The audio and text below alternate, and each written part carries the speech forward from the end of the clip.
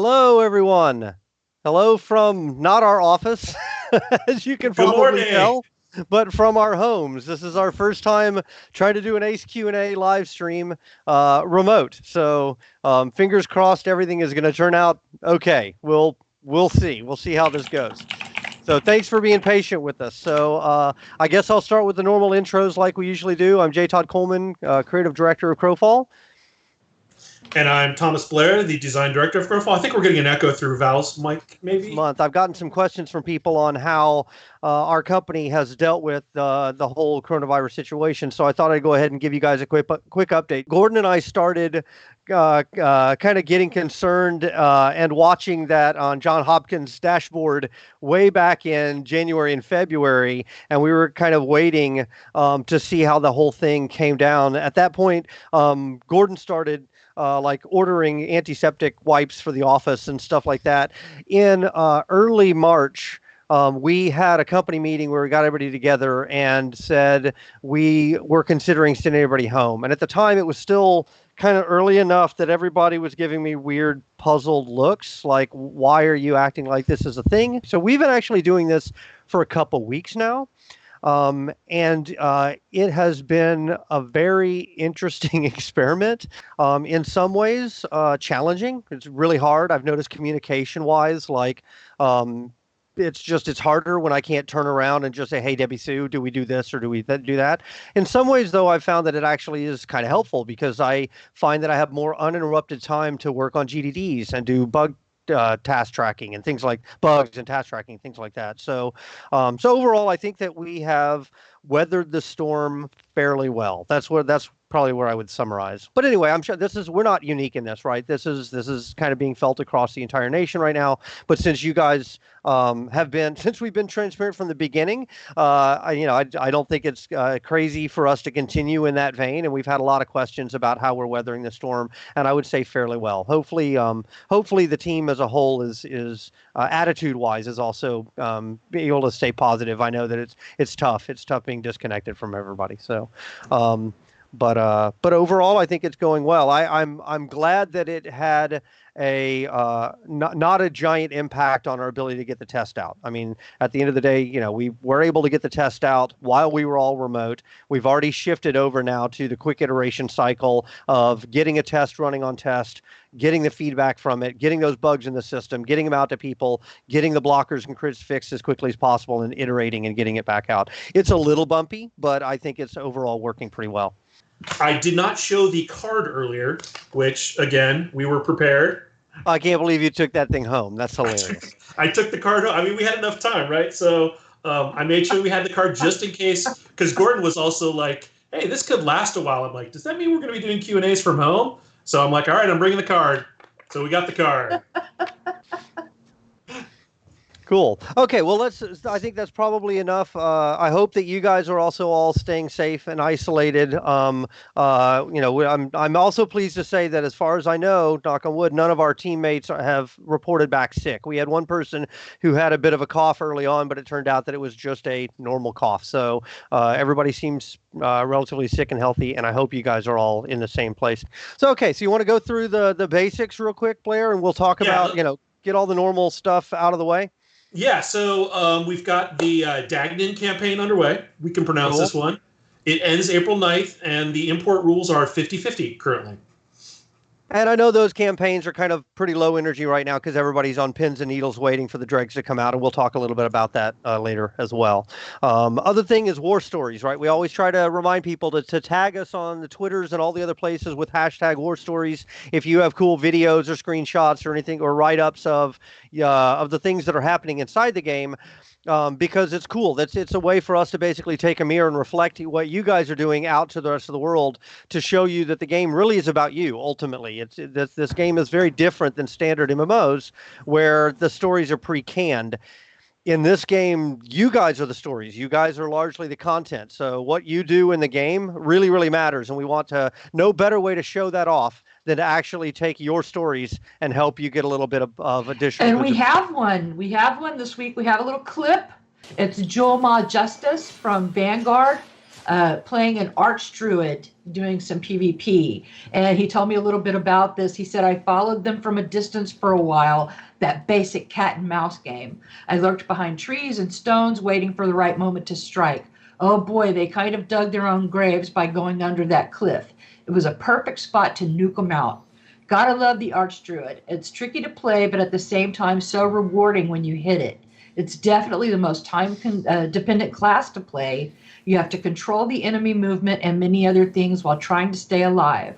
I've been testing out some new builds and variations of the old ones on test, and I really like where the game is going now. It will be great. That's cool. So That's thank great. you very much. Thank you very much for that. That's really cool. For this awesome clip. And in general, I'll just, as the quick reminder, because I'm always supposed to say this, is if you want to hear about the war stories and just get general updates and things like that, be sure to follow us in all the places you would expect to follow us, the Twitter and the Facebooks and all that kind of stuff.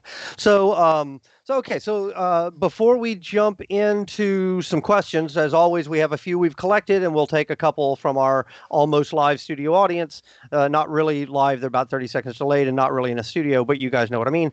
We'll talk a little bit about where we are with tests. So I'm delighted that we finally got a version up on God's Reach you guys could play.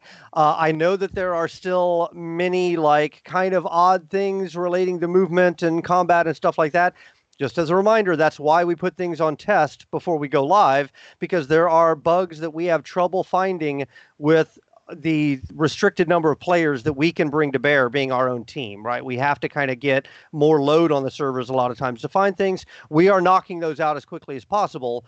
So I'm glad you guys were able to get in and see some of the stuff that we've been working on for the last, I don't know how many months, but you guys have really seen maybe 10 or 15%. If you recall from previous Q&As, there were kind of three major tent poles for this version. There was guild versus guild support. You guys haven't seen that. There was a full city building system in the Dregs campaigns for you to build different buildings and build your defenses. So we've really very much built a almost an RTS or Civ-style strategy game there. You guys haven't seen any of that. And then lastly, we added a whole strategy layer to the top, which you guys have seen a little bit of because you were able to click on previous campaigns and see some of the UIs related to it. But that is basically kind of the tip of the iceberg of how that system actually works. So all of that stuff we are now testing internally. In fact, when you see the test server come up, but it says campaign restricted, that means that we're actually running an internal team test on those systems in preparation to get them out to you. And I get the question every day, well, when is that going to be? And it literally, we're still in a day-for-day wait and see. We've got a list of crit and blocker bugs. Generally, the orders are trivial bugs or, yeah, we should get to them. That's a thing, but whatever. Minors are slightly more important. Majors are, hey, this is really impacting for some portion of players. Crits are, wow, this is really impacting for most players, if not all. And blockers are, this is just flat out wrong. Like, we can't do it. So our general goal is to try and clear all blockers before we go to test, to clear all crits before we go to live, and then we get to the other ones kind of in order as we can. So we're down to a very, very small list of crits and blockers to get the dregs testing in front of you, but there are a few there, and some of them are seem to be pretty wily. So I promise we're not sitting on a build that's ready to go, just trying to cause you pain. With the moment we feel like this thing is ready, we will get it out. In fact, arguably with the version that we just put out, some people have felt like it was a little too buggy and we should have held on it longer. This is a give and a take. Every time we have a build, we want to give it to you, but we also want it to be well received. So we always have to make a judgment call. So anyway, there you go. There's a quick update.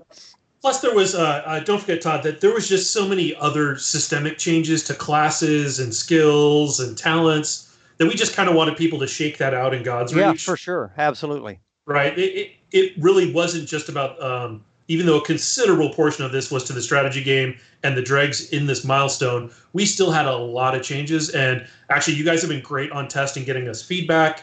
We did a huge, we haven't even talked about the huge powers refactor that we finally finished in this milestone, and actually finding all of the effects bugs and the screen shake bugs and the powers that just didn't get converted properly has been a huge help to us. And we needed you guys to get in there and actually start working with the interactions of the powers, how power A and power B mix together to to explode, and then we go and fix it. Yep, for sure. For sure. And the new class, right? And yeah. the seasons and the removal of the survival tray. And I mean there are a bunch of changes. I didn't mean to shortcut how much stuff has been exposed to the players already.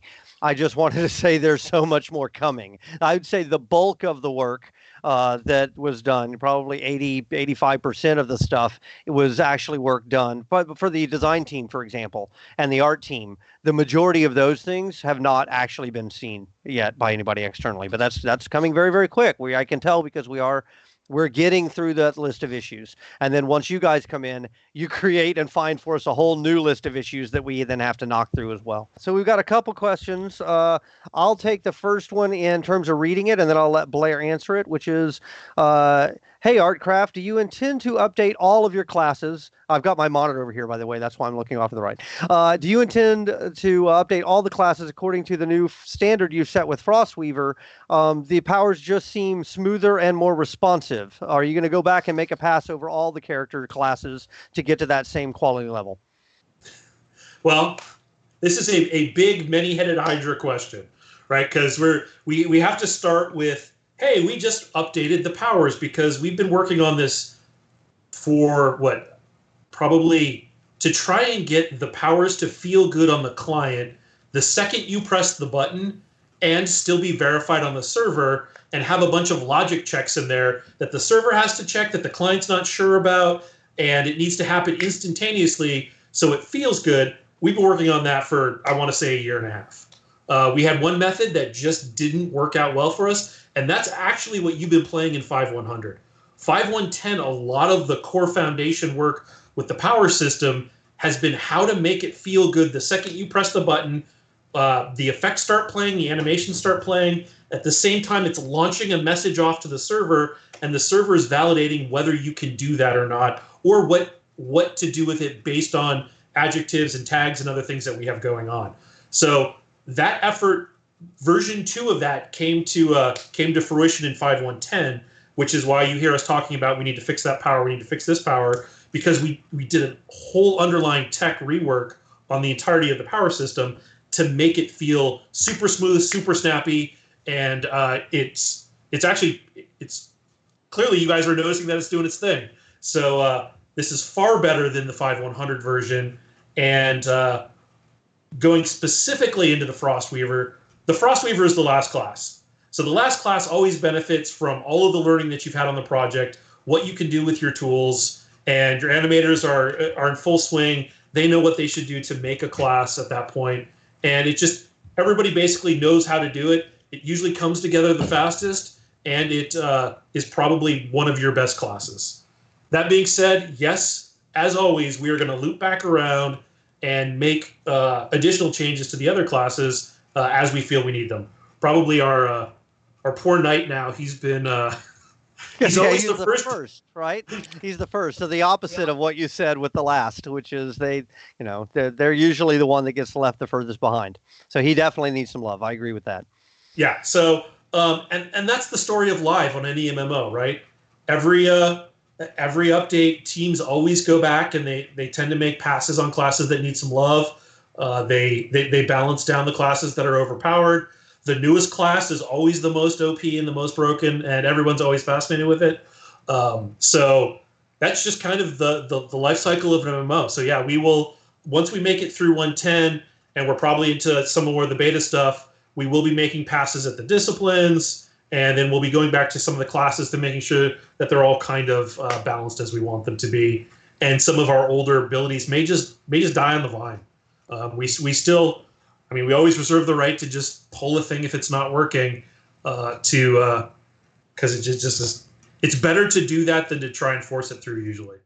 This is also one that I think is probably pretty good for you to answer, though I will say I may disagree with you. We'll see how it goes. And that is, why can't I add any powers to the burrow tray as a Ganetian cleric or knight? One of the things that, again, part of the new powers, what it enabled us to do was to actually make a tray swap power a toggle power, which is what I was like, oh, well, that's kind of cool. And I've always kind of wanted to do that with the burrow racial power for the Ganetian, because it took up a tray slot. which meant that now you're limited to 7, which I wasn't too keen on, but it was, hey, I can just give them a stealth tray, and when they're in there, it's charging them stamina, and then when they come out, I can put a cooldown on that tray swap. So I've just basically given them a bar slot back plus a limited duration stealth, and it's pretty cool because now you can have an army of Ganeshans hiding and doing whatever. Which we have now seen, and it is both hilarious and effective. Right, and what's cool is a lot of other games don't allow classes like clerics and knights to go into stealth. Period. Right, that's just not it's usually part of, because everything comes down from D&D rules. Like that's your canonical rogue assassin kind of leathery a niche, and it's not something you see in classes that are typically your plate wielders or your holy guys. They just kind of aren't guys who ever get stealth. So it's kind of cool that in the Crowfall race structure that we have a subset of knights and clerics who do have a limited use stealth. Now, what we didn't give them, as this question asks, is we didn't give them giant ambush openers, because that is usually your rogue archetypical thing.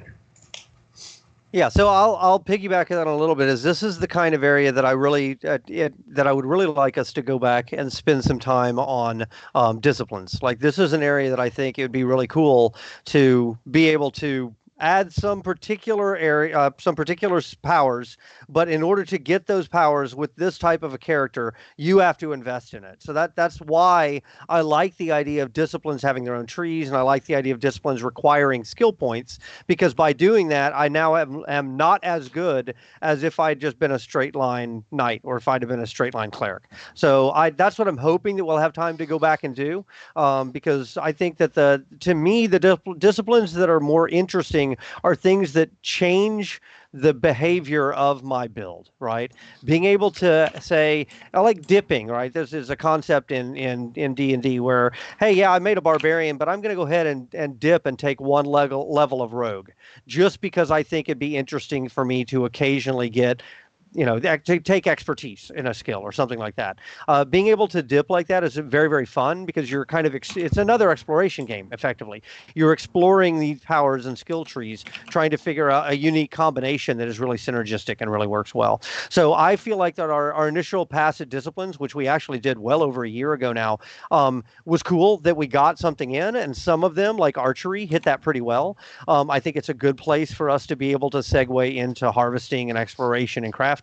I don't feel like we have enough of those interesting kind of game changer, build changer mechanics right now. So I'd really like to go back and find a way to do that.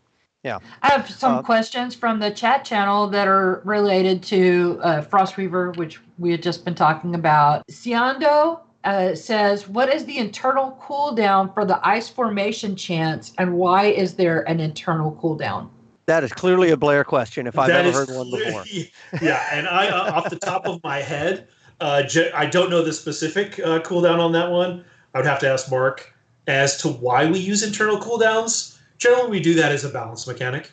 Todd and I probably have stories of games from 15 years ago where there wasn't things like internal cooldowns, and you would proc 50. A proc would proc a proc, which would proc a proc, that would proc a proc, and you just basically explode somebody.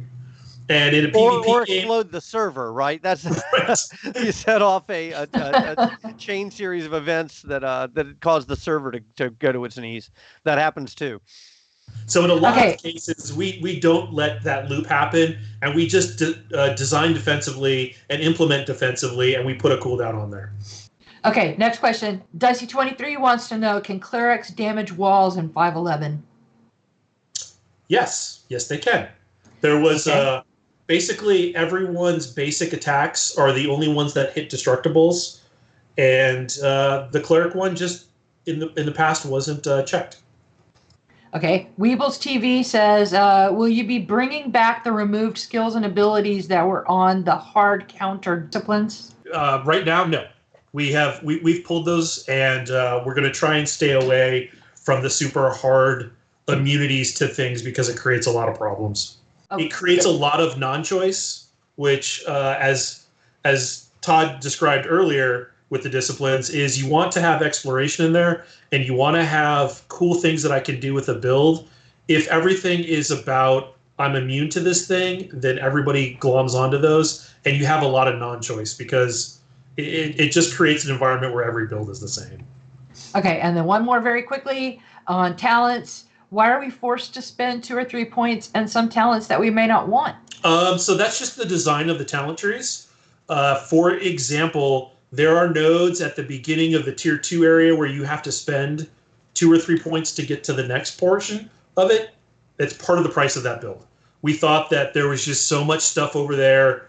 We needed to put a little cost sink right there. And it's also, funny enough, it's also the templatized way we build a lot of these things, which is the first node of a tier 2 is always a 3-point node, and we do that for balance reasons. And you know what? If there's a really terrible stat there or whatever that we're pointing to, we're always open for tweaking on that. Yeah, so I'd rather almost flip that question around and say, rather than, because we do need to have cost. I mean, we can't just give everything away for free because that goes directly in the face of the idea of making choices. But if there's a cost where it's like, hey, we're forcing you to buy this thing, you don't have a choice, and on top of that, the thing that you're getting for it just isn't very good, I would rather adjust the second part of that than the first part, right? I'd like to still have situations where it's like, all right, and now we do need to gate you down through this thing. We're going to make you invest in it, but we actually, we put enough benefit into it that the investment feels worthwhile. All right, so next one was placing Frostweaver ice feels random. Sometimes they place 30 meters away. Sometimes they place right in front of me. I'd prefer if they work like Druid orbs where you have an indicator of where you place them every time. That is an interesting and different mechanic. So can you talk through that a little bit? First of all, just cover how it's different. That would be helpful for people. Yeah, so this is largely an input question, which is, and you may not realize that you do it on a Druid, but a Druid placing an orb is a 2-step mechanic, where they get a ground targeting reticle when they click the button, and then where they put that in the world is where the thing is created. And you may have not realized that you had to click twice. Healing Circles do that. Ranger Barrage does that. And one of the things that Mark Hallish was trying to do with the Frostweaver was eliminate one of those clicks. So again, part of the reason the Frostweaver feels very smooth is you just click once, and where your reticle is right underneath it. We call it collider sweep on our side. It's going to put the orb. So what I've already noticed, and I've walked a couple of the streamers through this as they're playing, if they lift their reticle up, they will place their frost armor 10 feet in front of them. If they're looking down, the frost armor is going to place right at their feet, because that's where they're looking, and that's where their reticle in the center of the screen is going to intersect with the earth, and that's where it's going to go ahead and create that. So a good example would be Ice Arbory, which is one of the Frostweaver powers, which creates a whole bunch of armor for everybody to grab. If they're looking at the ground when they do that, all of the armor is, in the world that it creates out of the ice, is all bunched up. But if they're looking upwards slightly, the armor is more spread out. So basically, it's definitely going to take a little bit of getting used to, and it is a higher skill cap because you have to realize what you're looking at, and the angle of something you're looking at is how you're going to create your ice in the world. Okay, the next one I think is probably more a question that I'll tackle because I've been more involved in it than you have lately, which is where are we on building the new player experience? And this is a great question. It also, I get a lot of times people ask me the question, why did you wait till the end of the project to build the new player experience? Because it does definitely mean, right, that people who come in the game, they don't know what the hell to do. Like they just are dropped in the game and they're like, I don't know where to go. I don't know what to do. And a lot of times then, 90% of the cool gameplay that we've built, they're not exposed to because they don't know how to get there. And I understand that. The reason that I usually save new player experience till the end is because it's also usually very fragile. If you build a new player experience that says, hey, player, here's the way talent trees work, and then it walks you through that process. If you make any changes to talent trees, for instance, then it breaks that new player experience. So you're in this constant iteration cycle of, hey, we made another change, the tutorial is broken. Hey, we made another change, the newbie quests are broken. So I tend to save them till the end. Now, I will say that this is one that this is my normal way of thinking about it, having done, 3 other MMOs and this being my 4th, is I have learned over time to save the tutorial new player experience stuff till the end. That may not have been the best lesson for me to take into this project, frankly, because those games weren't like this one in that I wasn't subjecting backers to the new player experience earlier than we had the chance to build it. So, because I didn't have backers before, right? Historically, it's always been, hey, this project has been cooking for the last 4 years and you guys have never even heard of it. So by the time it pops up, it's only got a couple years before launch. That's kind of the norm. So if I had to do it over again, I might have changed that approach, frankly. But it is where we are now, right? I mean, it doesn't matter now because we're already here. So anyway, to the actual question at hand, which is where are we now in the new player experience? We're in the middle of building it. So we do have a very basic kind of rudimentary quest system that we're using to guide the player through it. I say rudimentary and basic because it really is. It's not meant to be. It's not meant to extend out the newbie experience. It still is something that can be completed in under 2 hours. Right, in a couple hours you can get yourself up to max level with a white vessel. And if you have friends who are willing to twink you or just hand you items to sacrifice, you can do it in more like 15 or 20 minutes. So it's really there to teach people the way the game works. I mean, that's the purpose of the system, is to bounce you through all of the core systems that you'll need so that when you get dumped into your first campaign, you don't just have a horrible experience where you lose and you lose and you lose. So that's the purpose of it. We're right now in the process of working on all the pieces. I've got somebody who's working on the tool. I've got somebody who's working on laying out the quest lines. I've got somebody else who's working on what the initial quest zones are and how they're connected to each other. And somebody who's working on the lore, sort of how that weaves together. So it is a major endeavor that we have going on internally. Unfortunately, I don't have a lot there. Right now, there's a couple tutorial tips that fire off, and even those, a fair number of them I want to either pull because I really don't feel like we need a tip that explains to people how a health bar works. Seems a little unnecessary. Or I think they need to be moved out of the tutorial tip system and over into that quest system once it's online. Okay, so in addition to the questions that we usually take from our forums and Discord and stuff, I've been watching general social media and had a couple questions pop up there too. So I thought it'd be good to add a couple of those into the mix. One of them is specifically about something that we weren't actually revealing yet, which is the victory cards. And I think we probably even have an example of this that we can bring up to show people what they look like. But the victory cards are basically tied into the strategy game of the campaign. So what we were trying to do here was provide more avenues to win the game, of trying to capture the world, to win the campaign.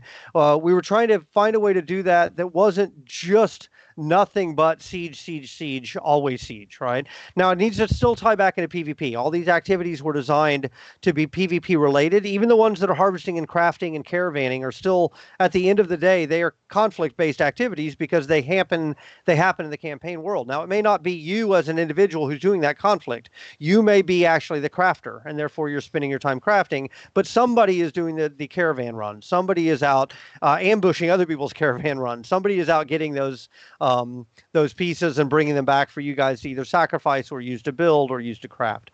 The victory cards are divided into 3 different decks. You've got a glory deck, a wealth deck, and a power deck.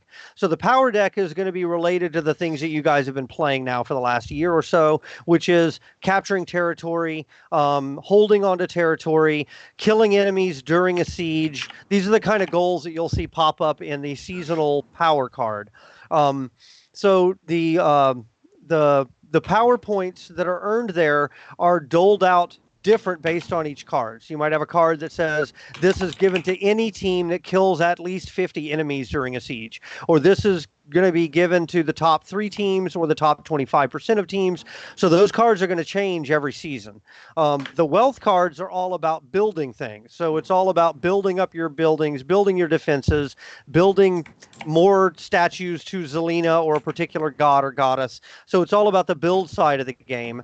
And then the Glory one is all about sacrifice, and the sacrifice is basically usually geared towards smaller teams. So some of these cards in here, you will see, like on that victory card, it says comma per player. What that means is that we're taking the total amount of sacrifice or enemy killed or whatever, and we're dividing your results by the number of active participants that you have on your team. So this is basically anti-Zerg mechanic. So it means that I've got a massive guild of 200 people. It is going to be incredibly hard for me to compete with a smaller guild to be able to handle those, to tackle those per player goals. And the other thing that this ties into is basically you collect glory, wealth, and power points over the course of the seasons. At the end, that total number of points is added together to determine the overall victor.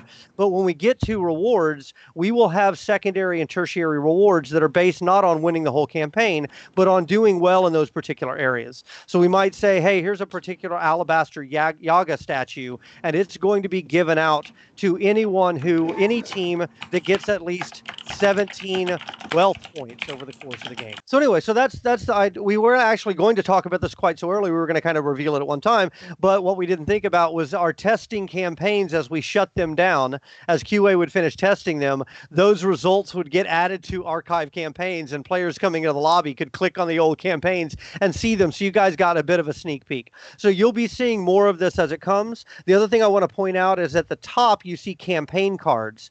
So these are general rules that are given to everybody regardless of, they don't change out on a seasonal basis. So if I have the top glory card, I know that next season I can aim for that again, and it's always going to be there. It's never going to change. Those are computed on a seasonal basis, but the campaign cards are good for the duration of that entire campaign. The seasonal cards are drawn from decks, and they draw every season, which is nice because it also gives me a reason to check back in. If my team doesn't do well in spring, we can look at the beginning of summer or the beginning of fall and say, okay, what's our new strategy? What can we do? There are also cards in there, by the way, for landless guilds. So there are cards that are specifically in the deck that are, if you begin this season without owning a fort or a keep, so you don't have a stronghold, but you end the season with 1 or 2 or however many points earned or whatever, you get points for that. So we tried to actually have a really nice mix of these. Obviously, we'll play with them and we'll see what we like and what we don't.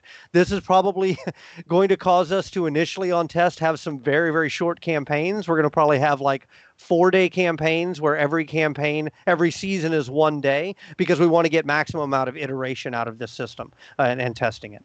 Yeah, so let me continue on what Todd said a little bit, which is, I think the team knocked it out of the park on this one. Todd and I were struggling probably about a year and a half ago with, hey, it's got to be about more than just the blowing up of the siege, and people need to be able to log in, and the smaller members of a guild need to feel like they're making contributions. Right. So we took a lot of our inspiration from a lot of like Catan and games like that, where you have these cards and you can do one of those aha moments at the end because you've got longest roads or whatever. It was just it was basically giving lots of goals for everybody, no matter who's in there playing on a team. And it's not just about blowing up the wall and killing the tree. Right. Because there's all kinds of activities that go into that moment of actually doing that players may not feel that they had any impact on, but they really did. Like the players out there harvesting for the team, getting the resources you need, because in any strategy game, the team with the most resources wins, right? It's just not as obvious, right? If you look at any of those like StarCraft championship games, the game is decided in the first couple of minutes based on the resource gathering. So we wanted a way to make those people feel good for the contributions that they're doing for the team, as well as have those big aha moments and just frame it all in a nice, sexy looking UI. I mean, I think Blotty hit it out of the park with this one. Everyone looks at this and it's just like, it feels good. Yeah, the other thing that I really wanted out of this, Blair, is I wanted some way to change up the rules through the course of the campaign, right, so that we can try to offset early winning syndrome, right? The Uncle Bob scenario where one guild comes out of the gate and they're just so far ahead of everybody else that there's really no way for anybody to catch up. And this is a nice way to do that, right? Having these seasonal Absolutely. Cards pop up means that now, just because last season they spent a whole bunch of resources to build the most Zelina statues because they wanted that wealth bonus, the next season that doesn't count anymore. So effectively, they're going to have to rip those statues down, and they're going to have to build something else, and they're going to have to do that. They're going to have to replace their resources. So I think that's really critical. Also, here is it gives me multiple avenues to try and win, and multiple opportunities to have comeback, and I think that's really critical. And the campaign is less repetitive because a card came up that encouraged a certain type of behavior, and then all of a sudden people are shifting over to that behavior. Sure, absolutely. Be it searching the world for Winter's Rose or really doubling down on the points of interest and doing caravan runs. Yeah. Right. So that's great too, because again, it's part of the DNA of Crowfall, which is no campaign is ever supposed to feel like a previous one. Yeah, right? For sure. And again, it doubles down on the idea that the game is a constant state of change. The time makes a difference. If I go from spring to fall, it's a different game. If I actually look at the game, everything is different. Not just the player activities, but even the rules. So I also love that this let us put in. We have some really interesting little. I think they're called accumulators because they're just accumulating data. But we have some interesting triggers. Like I can basically say, hey, we're going to put a power card in or a glory card, right? That's all about sacrificing enemy heads into the brazier to Cain. Or I can say this one is all about killing enemies during a siege from stealth, an assassination card. Like basically all of these interesting behaviors that were possible in the game, but they were just a thing, now can actually become a thing where it becomes, oh shit, we need more assassins. We need more rogues. Right. So anyway, I think it's a really cool system, and it's very, very extensible over time as well. It also is great because it brings our beautiful Dave Greco art to the forefront, which is nice. I love getting that stuff in the game. Okay, so the next one was a caravan question, Mr. Blair, and I'll hand this to you, but I'll go ahead and expound on a little bit, which is, okay. So you've got I saw this one actually pop up in Discord. You've got caravan runs now. So if those caravan runs in the God's Reach, if I can actually grab, blocks of stone, bring them back to a refinery, and use them to create stacks of green and blue resources, then why would I bother to do that in a campaign world? Because I can do it in the safety of the God's Reach, and I don't have to worry about being killed. So answer that question. How does this not shortcut the economy loop? So we have different kinds of pigs that are in different kinds of world bands.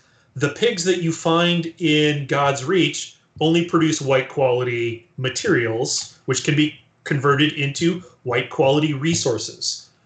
The pigs in the campaign worlds like dregs can produce up to epic quality purple quality materials, which then can be turned into epic quality resources. Also, to see those epic qualities, you actually need a buff that comes from the Caravansary building, and without that buff, you won't be able to get the epic quality materials from the run. Also, that stat comes from one of our races. They get it, which is the Ganetian Plentiful Hall, and you guys have already seen that on the test server. However, those pigs aren't enabled to give you the better stuff that comes from the Dregs campaigns. Okay, so let me do that follow-on question real quick, just because it's important, because it kind of begs the question, hey, so why did you include caravan runs at all in God's Reach? And the answer is God's Reach is our training zone. Like, that's why God's Reach exists, is I want to train the player on these basic mechanics so that they'll have an idea of how they work and they won't have to learn them in the field while they're being killed. So that's why they're there. And eventually that new player experience we talked about earlier will thread you through all of this stuff, right? It'll introduce you to the idea of how to take an outpost, how to take a fort, how to take a keep, how to make a caravan run. Now, I don't think we need all of the things in there, right? We don't need to teach you about city building and victory cards. There can be some pieces that can come later, but at least the baseline, how do I participate in the activity? I wanted to give that to people early enough in the game that they were prepared when they got to the campaign world. UXA Gaming has a question about the caravan stuff. He said, why would you gather like a miner if you can just get mats from caravans? Well, they are different activities, and some of them have different risk than the others. So doing a caravan run is probably going to be a high-risk activity in the dregs because everybody wants those materials because they have a chance for a payload or they're just doing lots of them to build up their strongholds. So you're going to see. I was just going to say that there's a big opportunity cost if you're using caravans to refine them to make material to make resources. So we draw a distinction. Materials are the big blocks of stone, right, that you use to build your city walls. You also have resources which are used in crafting to create swords and shields and things like that. The refinery lets you take materials and convert them into resources. But if you're doing that, you're not using those materials to build your walls, to build your barracks, to build your arcane armor. You can't, and you only have so many pigs and so many caravan runs. So that's a choice. That's a trade-off. If you want to do it, you certainly can. And it probably for that reason will be a nice catch-up mechanic if a guild has just found themselves basically with no supplies. But they're going to lose out on doing it, and that means their walls are not going to be as strong. Their guards are not going to be as strong. Several people in the chat have also made the point that you don't get, if you're just doing the caravans, you're not getting the eternal dust or ethereal dust. You're not getting the other like byproducts that come, valuable stuff that happens when you actually harvest. So there's a difference too. If you don't think for a second that players like Zybeck are going to be circling the refineries stealth like sharks, waiting to jump people the second they turn in their caravan run, you're deluding yourself. It is not going to be. It's not going to be as easy as harvesting. One. Like you guys. He's just drawn that way. He just puts out the videos. That's right. Why we pick on him. Is he's the one who puts out the videos. If some of you other guys want to put out videos that are equally terrible, I'll start using you as my bad student example. So yeah, he just happens to be the one. So yeah, there you go. Okay, so I guess at this point, Val, we do have probably a little bit more time. We can probably take a question or two, right, before we close up. Yes. So Mad Snake Blaze asks, so on the skill trees, you can unlock the necromancy crafting pretty early on, but it takes vastly longer to gain the ability to use the shovel. Why is that? Wow. That's one I wasn't expecting. Yeah. My guess is it's probably a mistake. The shovel is right where it's in the excavation tree, so it's in a tier 2 tree. And I basically made the crafting basics tree super quick. So one of the things I didn't want to do was to gate people getting to those, basically getting to the professions they wanted to more than a couple days. So the crafting basics tree is really fast. Exploration basics, on the other hand, isn't. So that may be a point to move the shovel forward. But right where it is, it makes sense because that's right where you start getting grave digging skills, and there are no grave digging skills in the basics tree. It was one of our more advanced professions.